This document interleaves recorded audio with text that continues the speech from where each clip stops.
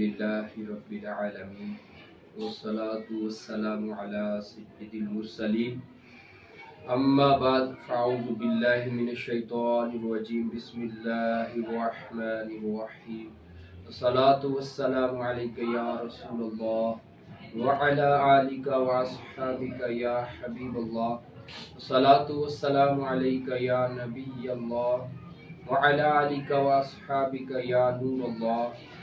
फरमान मुस्तफ़ा सल्लल्लाहु तआला अलैहि वसल्लम, जिसका मफ़हूम कुछ इस तरह है कि जो शख्स मुझ पर एक मरतबा दुरूद पढ़ता है, अल्लाह ताला उस पर 10 रहमतें नाजिल फरमाता है। सल्लु अलल हबीब सल्लल्लाहु तआला अला मुहम्मद सल्लल्लाहु अलैहि वसल्लम।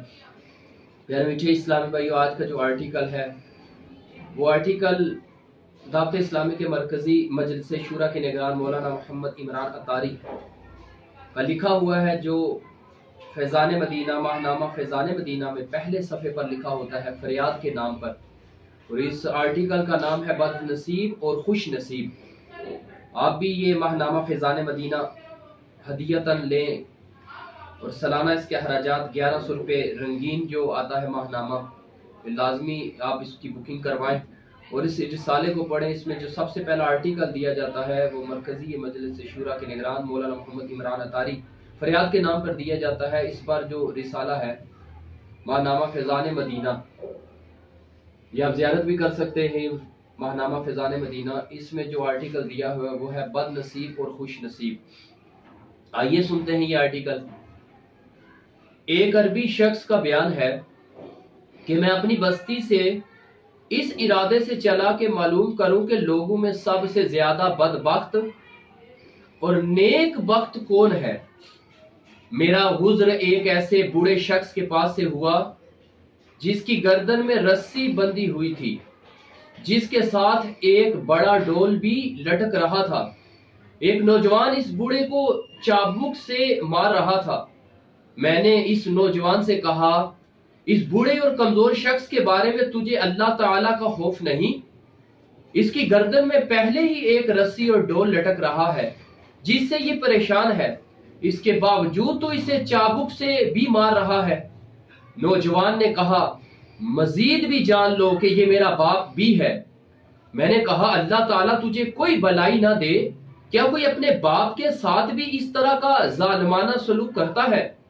नौजवान बोला, खामोश रहो, तुम्हें क्या मालूम, ये भी अपने बाप के साथ ऐसा ही बर्ताव करता था और इसका बाप भी अपने बाप यानी इसके दादा के साथ इसी तरह का सलूक किया करता था। मैंने ये मंजर देखने के बाद कहा, बस यही बूढ़ा शख्स सबसे ज्यादा बदबख्त है। फिर मैं आगे चल दिया, यहां तक कि एक नौजवान के पास पहुंचा जिसकी गर्दन में एक जंबील यानी खजूर के पत्तों से बनी हुई एक टोकरी थी और इसमें चूजे की तरह कमजोर एक बूढ़ा शख्स था।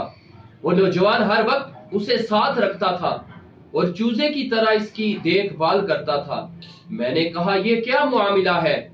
उसने जवाब दिया, ये मेरा बाप है जो अपनी अकल खो बैठा है, मैं इसकी देखभाल में लगा रहता हूँ। मैंने कहा, यही नौजवान लोगों में सबसे ज्यादा नेक वक्त है।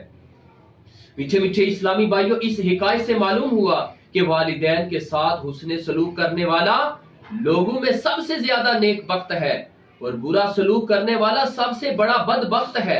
अल्लाह अज़्ज़ा व जल्ला की पनाह, इस बात में कोई शक नहीं कि वालिदैन के साथ बुरा सलूक करने वाले के लिए दुनिया और आखिरत में बर्बादी ही बर्बादी है। वालिद की इताअत रिजा और अजमत और शान पर मुश्तमिल 3 फरामीन मुस्तफ़ा सल्लल्लाहु ताला अलैहि वसल्लम मुलाहिजा कीजिए। अल्लाह अज़्ज़ा व जल्ला की इताअत वालिद की इताअत करने में है और अल्लाह अज़्ज़ा व जल्ला की नाफरमानी वालिद की नाफरमानी करने में है। अल्लाह अज़्ज़ा व जल्ला की रिजा वालिद की रिजा में है और अल्लाह अज़्ज़ा व जल्ला की नाराजी वालिद की नाराजी में है। वालिद जन्नत के दरवाजों में से बीच का दरवाजा यानी दरमियाना दरवाजा है। अब तू चाहे तो इस दरवाजे को अपने हाथ से खोदे या हिफाजत कर।